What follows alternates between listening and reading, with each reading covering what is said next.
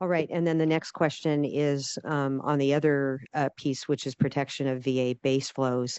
And the concern I have here is that although it feels like everyone in the world is involved in this proceeding, I don't know that they are. And so for this provision on protection of VA base flows, I'm just concerned about noticing, and this might be a question for Miss Olson.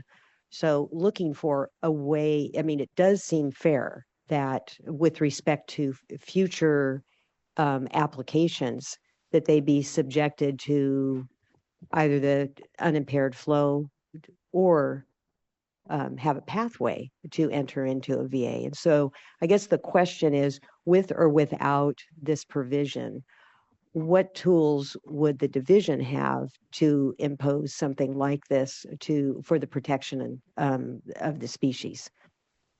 You know, Maybe through a regular water rights I think application. I can start part of this just to parse between the difference between the options, and then I can let Samantha weigh in.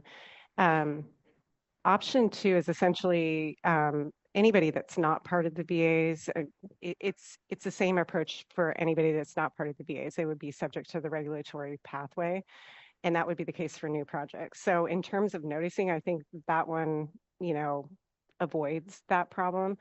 The option one, that may be a valid point that perhaps not everybody that's pursuing a water development project is aware of this process and might want to participate. Option two, I don't think has that same concern because of the fact that if you're not part of the VAs, you're going to be part of the regulatory pathway anyway, at least under the construct that we have now.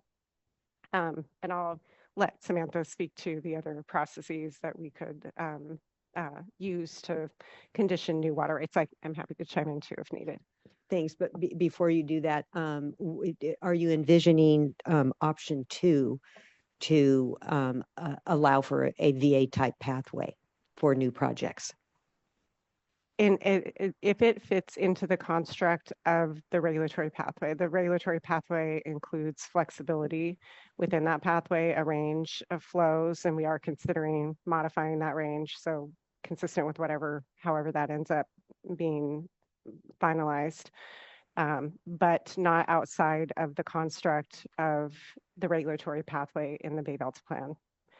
And yeah, that isn't contemplated as part of that proposal because of the intent of the proposal to make sure that we're considering what's involved in the voluntary agreement and avoiding that reduction in the base that those voluntary agreement flows are riding on top of. It wouldn't be consistent with that idea.